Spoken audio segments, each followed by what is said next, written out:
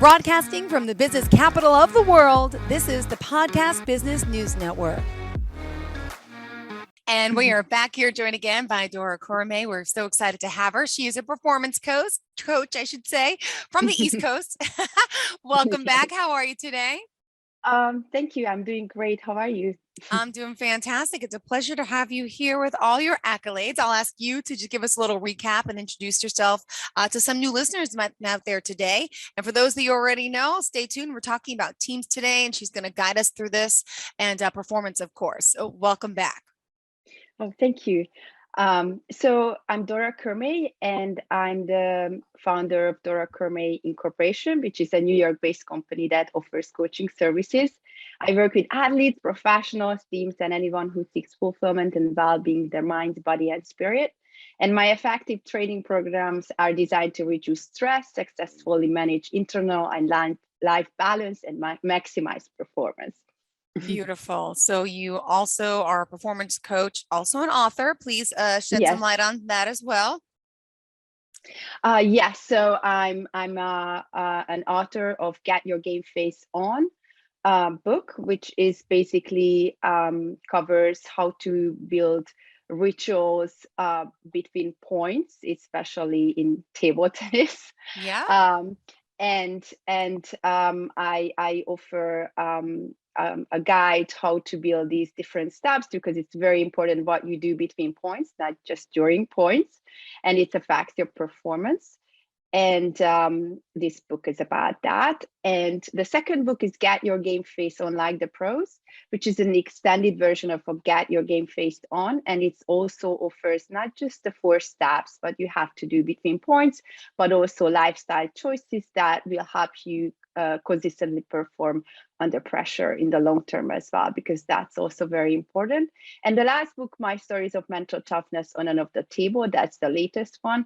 I offer 11 of my life stories when I learned hard lessons and how I could still get the results, although the challenges that I went through. And I offer also tips after every chapter that everyone can use, and I highly recommend to everyone. Great. So European table tennis champion in teams. You played for the Hungarian national team for 6 years, was ranked top 10 in Europe under age 18, was ranked top 10 in the US. I got to point these accolades out. They're pretty amazing. Also certified team performance coach. She is. We're going to talk about teams today and so much more. So I want to point out that last week we talked about working with professionals. Today we're going to talk a little bit more about teams and high performance team coaching, to be specific. So what type of teams are we talking about here that you work with?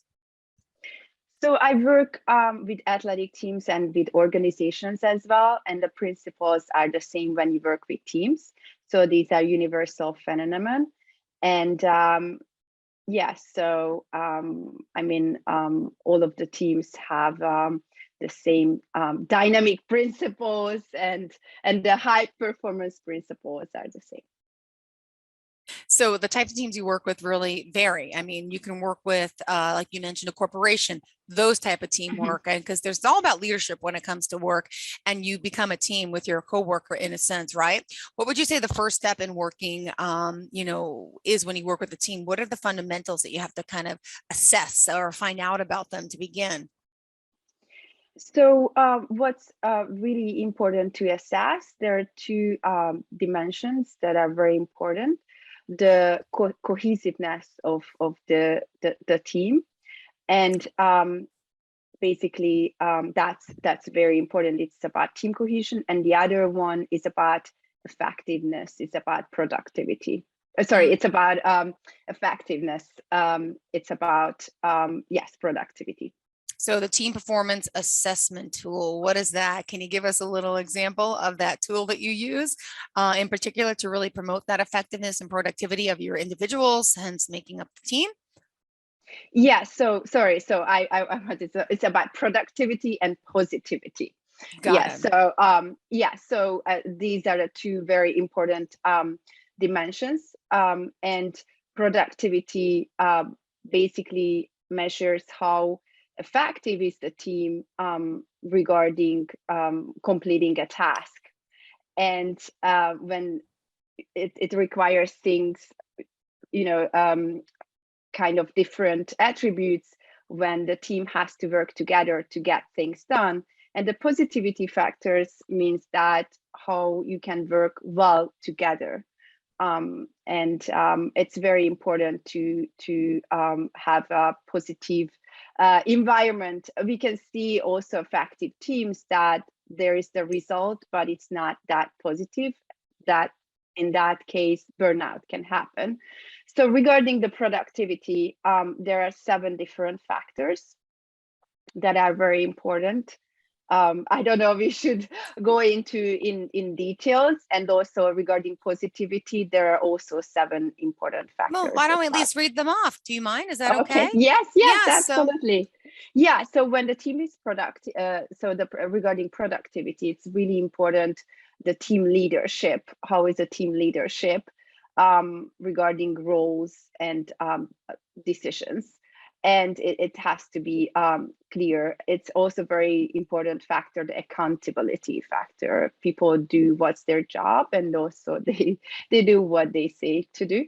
And alignment is also important, which means that even when things are not going right, or even there is a conflict, the team can still pull out the result together.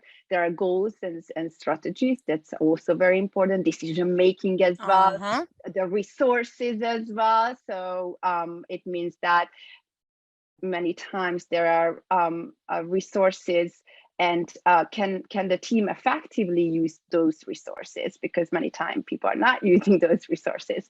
And proactiveness is also very important. That was the seventh factor. And regarding positivity, communication, it's included, right? Communication is very important. Trust, respect, the values, the diversity, camaraderie, constructive interaction, and optimism as well. Beautiful. So you also mentioned that it only takes 20 minutes to complete this questionnaire that you'd like the team leader to do. And it's very easy, accessible, it's online, it's on your website. So it's something they could do, right?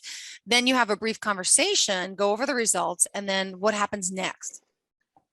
Yeah, so what's happened next? So after we go over, after they completed a 20 minutes questionnaire, we will go over the results. I also show visually a chart where the team is on these dimensions, which they are scoring low, which they are scoring high, and also what would be the best to work on. Also, when we are when we are talking about these dimensions, so the high performance teams are high on the productivity and also on the positivity dimensions. So that's a very good scenario.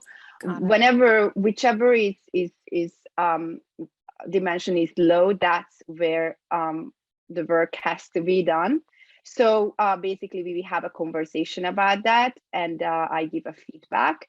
And also after that, there is an ongoing coaching, which is minimum 2 hours per month. And we are working on these goals based on the assessment. Got it. And you mentioned that it takes like 2.5, is it 2.5 hours? I was reading it before. Or how many times a week do you have to meet and talk about this? What is the goals? So 2 hours, minimum 2 hours a month. That's what I was, I'm so sorry. I looked at it. I didn't want to look down again. There it is. I know there is so much information. So yes, it's minimum 2 hours per month, but of course it's the best. The more frequent it's better, and it can be also a half day or a full day per month.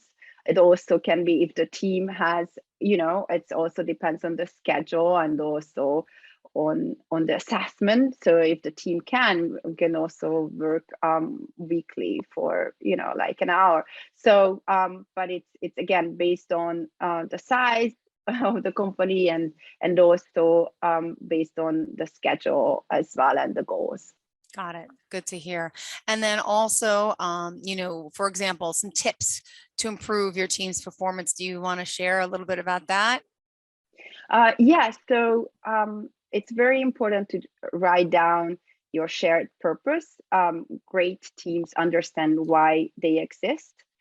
And we know that even great teams have personality conflicts, and you don't have to always be the best friends with your team, but you can still be good teammates. And the key is to figure out how to get everyone on the same page about goals, responsibilities, and ultimately the reason for the team existence. So my number one tip would be is that it's very important just to remind and get everyone on the same page. Why do we exist? Write down what the team comes up with, and keep it simple, clear, and yes, it's very important. So that would be a very important tip. The other one is also important, that create one goal with shared accountability. Mm-hmm. So effective teams have at least one goal that is shared by everyone. And in fact, it's best to have only one. So individual team members should be accountable for their goals that contribute to the whole, but it's essential that there is one goal that the team collectively owns, where success and where success is truly shared. So everyone in the team should be responsible to do their tasks that they have been assigned for. So that's also a very good tip. The other one is create safety required for trust, because how you behave and what behavior you tolerate from others on the team will set the tone whether it's a safe to trust each other on the team or not. So it's good when you can be honest with your feelings and be courageous enough to be vulnerable with your team. And also it takes strength and courage to be human with your team, of course, in a professional way.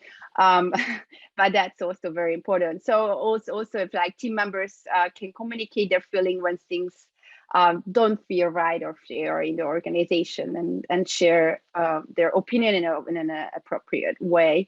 Also, it's also very important that my fourth tip is agree on how you will interact.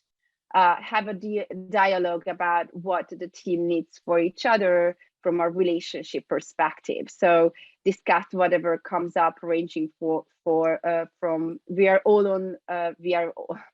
on time to meetings, and also we never complain about each other to others, right? That's a very common one. So it's important, and it's good to have these terms and be on the same page, and it makes a big difference. And the last one is also really important, to encourage healthy conflicts. Conflict is natural and expected in any high-performing team. And without conflict, you have groupthink and a narrower range of responsibilities for the team to achieve. So embrace conflict, of course, in a professional way. So constructive conflict is healthy, and it's okay to disagree, and it also can be very beneficial. Yeah, I don't, a lot of time people talk within, and that starts dividing the team and bringing the team down. Doesn't that happen a lot? Unfortunately, it's a shame. And all the businesses I've worked in, all the people I've worked in with, there's always that one who wants to talk about someone else and then puts them down, and then you feel obligated to talk about them, and you don't want to, but then you feel, and it becomes this inner circle of mistrust. Now you're not a team anymore. You become divided. So just a question, if someone comes to you and says something about maybe someone else, how would you handle that? So you know that you mean business, like we don't want to talk about that, but you have to say it in a respectful way, so you're not now an outcast from that person. What would you say if someone's bad talking someone in the team or at the job? I would say it's also, if you have any problem, it's good to express it to the person. Mm-hmm. So because we can solve this problem, and I would definitely say that it's good to express those feelings to the person who you're talking about, because he's or she's not here. So that could be an important factor to do. And and also have meetings when people can express their opinion about things to change, right? Yeah. That that is not good. But I would say the most important part is to when things are not going in a way, that don't make it personal. It make it create norms. Yeah. Creating norms are very important, and we know it always happens, right? So And there are, and also it's I would say some people like to talk more about others than other people. So but it's important to express yeah. what the norm is. And if you, it's the same, if you let people to do that, you create a culture that everyone is talking about everyone. So that's not so healthy. And on the website, you offer The Secret of High Performance Teams. It's a 5-page document that gives you some insight. I urge people to take a look at that on your website, DoraKurima.com. You say, is your team high performance or is it dysfunctional? So definitely a good thing to look over. Some great notes that you have there as well. Next up, let's move on to the next section. And I believe we're talking in regards to, is it purpose? Was it acknowledging people? Acknowledgement, right? Yes. The Yes, 4 simple ways of increasing. acknowledgement. Yes. You're increasing the your outlook, your optimism on something, right? Yeah, so how I said optimism is a very important factor of the team, that um you want to create positive energies, right? If we also talked about like individually last time, but creating positive energy is related to optimism. So it's how you can increase optimism in your team is um, the one of the steps you can do is acknowledge people. Acknowledgement is always very important. So when you recognize someone's character or qualities, and acknowledgement include what we notice about their stand, their growth, their learning, or what we see. So it's very important to acknowledge when somebody is doing something well, or somebody stepped out from their comfort zone. So it's very important to give compliments. And I also want to highlight it here that there are different kind of compliments, like good job, you're amazing, which includes evaluation. So it's important to give compliments that it's acknowledging specifically what they did well. So it's not that generic. Got it. And also, you say acknowledge people. Number one, what about using humor, positive body language as well? But the humor can work to our advantage in some ways, right? It kind of puts you all connected, makes you laugh, makes you feel good. Yeah, so humor is so important. And I think we all know that when humor contributes to creating a positive environment, and it has so many benefits. And actually humor at the workplace, um, there was some research about it. There is if there is more humor at the workplace, there is less burnout, higher probability of learning, more collaboration, faster recovery from stressful situations, and also it increases in the work effectiveness.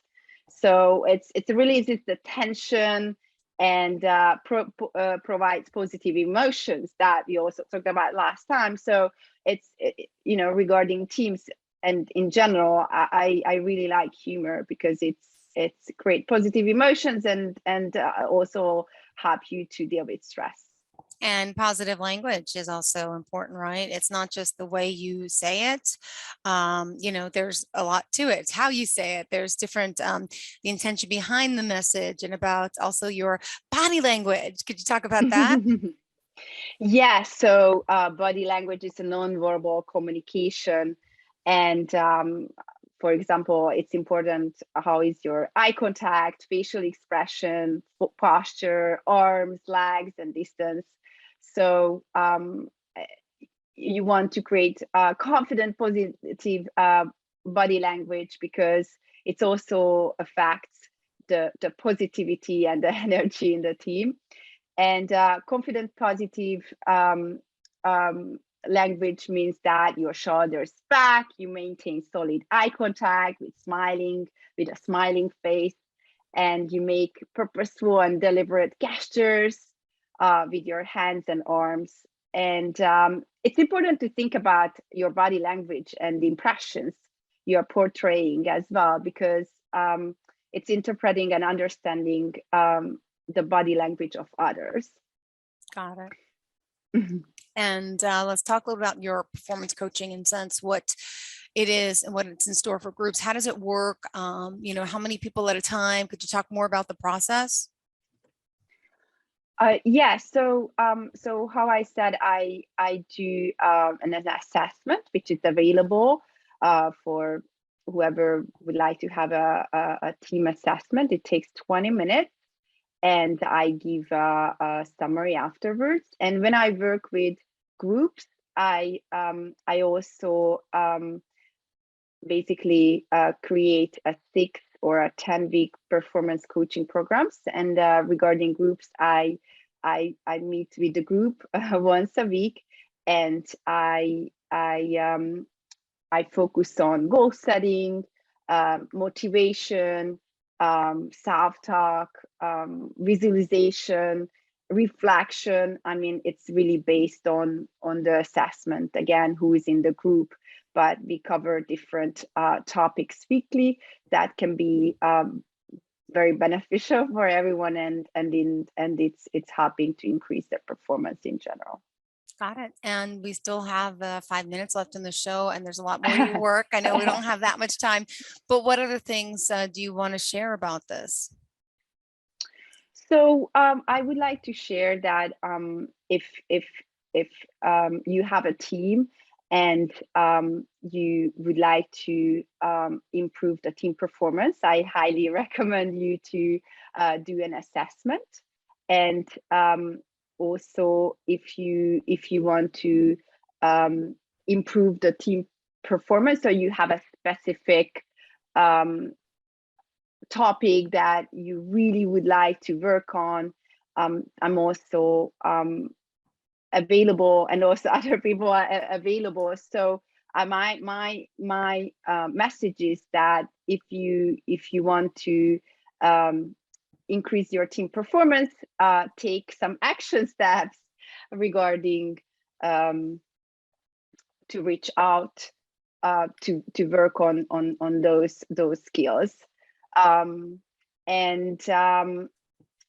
I talked about mainly now, or we talked about mainly about how I work with professional teams, but I also work with sport teams as well. It's a little bit different how I work with sport teams regarding the assessment, because this assessment tools was for organizations, and sport teams, it's a little bit different regarding the assessment. Got it. And could you share some insight? I know maybe not allowed to mention specific clients you work with, but when you're talking teams and business, we're talking some big corporations you've worked with. I know some maybe you could mention, some not, and you work with big and little as well. Yeah, so I work with big and little as well. I also offer keynote speaking engagements. So I offered stress management, keynote speaking engagement for the whole organization. And I also did assessment, and we started working on the process. I would say mid-sized companies. So again, I have many different tools that I offer, and also I always work on what based on the assessment and the needs of the organization. So it can be a one-time keynote speaking engagement. It can be an ongoing performance coaching, or it can be a specific subject that they want to have more education on. So yes. Good. Well, thank you so much for being here. And in regards to anything upcoming, right? We're here's spring, here's the summer. Is this a busy season for you in your work? Anything in particular about your coaching as a performance coach? I mean, do things get busier at this time of year where everyone's kind of in a more positive mind frame, state of mind? It's like spring is here, summer's here. We're feeling a little more, except today in New York, it's a little rainy, a little more upbeat and wanting the best, or does it happen at the first quarter of the year normally? Yeah, so the first quarter of the year is usually about goal setting, right? You are setting up your goals and you want to reach those goals. So this time is it can be really productive before summer, because summer is a little bit slower. So I highly recommend everyone to take on action steps and start working on your goals and have the necessary tools, and reach me out if you need any help with that. Perfect. And how can we reach you, Hon? So my website is www.dorakurimay.com, and my email address is dora@dorakurimay.com. Perfect. Thank you so much. If we want to give you a call, do you want to give a phone number as well? Yes, and my phone number is 347-849-1563. Great. Thank you again, Dora. We appreciate your time here. Thank you for being here, and looking forward to the next time we speak. Have a great week. And to all of our listeners, you're welcome. We appreciate you as well. Please don't go anywhere. We'll be right back with more. Are you looking for even more of the podcasts and hosts that you love? The Podcast Business News Network is proud to announce that you can now listen live on the MyTuner Radio and online Radio Box apps for iOS, Android, and the Amazon App Store. Or check us out online. Search for Business News Network on mytuner-radio.com, or search Podcast Business News Network on onlineradiobox.com/US so you don't miss a minute of the action.